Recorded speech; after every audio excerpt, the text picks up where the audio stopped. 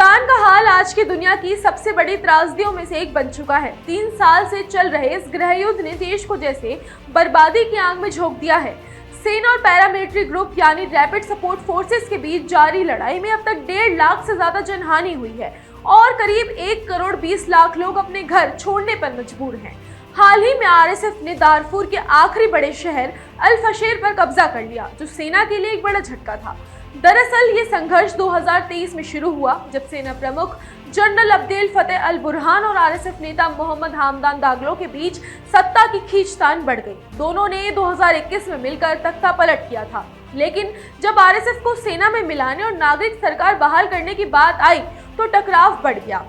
हिमदती को डर था कि सेना में विलय से उसका असर और सोने के व्यापार से जुड़ा नेटवर्क खत्म हो जाएगा और यहीं से सूडान खून खराबे के रास्ते पर चल गया। आरएसएफ की जड़ें उस जानजावादी मिलिशिया से जुड़ी हैं जो 2000 के दशक से दारफूर में नरसंहार के लिए कुख्यात थी। बाद में 2013 में इसे औपचारिक तौर पर आरएसएफ बनाया गया और हिमदती के नेतृत्व में ये एक शक्तिशाली ताकत बन गई। आरएसएफ पर आरोप है कि उसे यूएई जैसे देशों से हथियार और फंडिंग मिलती रही। हालांकि यूएई इन आरोपों से इनकार करता है। ताजा घटनाक्रम में अल फशेर की लड़ाई सबसे भयावह रही। महीनों की घेराबंदी के बाद जब आरएसएफ ने शहर पर कब्जा किया तो हजारों नागरिक मारे गए। रिपोर्ट्स बताती है कि गैर अरब समुदाय को निशाना बनाया गया, पुरुषों की हत्या की गई और महिलाओं के साथ दरिंदगी की गई। येल यूनिवर्सिटी के शोध में इसे रवांडा नरसंहार जैसी स्थिति बताया गया, जहां सड़कों पर शवों के ढेर लग गए थे। अमेरिका ने भी साफ कहा कि दारफूर में आरएसएफ और उससे जुड़ी मिलिशिया ने नरसंहार किया। मानवाधिकार संगठनों ने महिलाओं और बच्चों पर हुए अत्याचार, भूख को हथियार बनाना और शरणार्थियों कैंपों को तबाह करने जैसे अपराधों की पुष्टि की है। हालांकि आरएसएफ खुद को निर्दोष बताता है और कहता है कि ये लड़ाई जनजातीय संघर्ष है, लेकिन गवाहों के बयान कुछ और ही कहानी कहते हैं। फिलहाल सूडान की सेना देश के उत्तर और पूर्वी हिस्सों पर नियंत्रण रखती है, खासकर पोर्ट सुदान में, जहां से संयुक्त राष्ट्र की मान्यता प्राप्त सरकार काम कर रही है।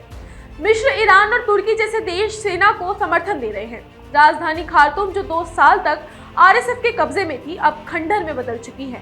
संयुक्त राष्ट्र के मुताबिक 2.4 करोड़ लोग भूख और बीमारी से जूझ रहे हैं। कई इलाकों में अकाल की स्थिति है और राहत कार्य लगभग ठप पड़ चुकी हैं। लेकिन दुनिया की नजरें यूक्रेन और गाजा जैसे इलाकों पर है, लेकिन सूडान की ये त्रासदी कहीं दब गई है। कई बार शांति वार्ता हुई, सऊदी अरब से लेकर लंदन तक बैठकें हुई, लेकिन नतीजा शून्य रहा। किसी के पास वाकई सूडान को बचाने की कोई ठोस रणनीति नहीं है। विशेषज्ञों का कहना है कि अगर हालात नहीं सुधारे तो सूडान भी लीबिया की तरह 2 हिस्सों में बंट सकता है, आरएसएफ का पश्चिम और सेना का पूर्व। ये सिर्फ एक देश का विभाजन नहीं होगा, बल्कि इंसानियत की एक और हार होगी।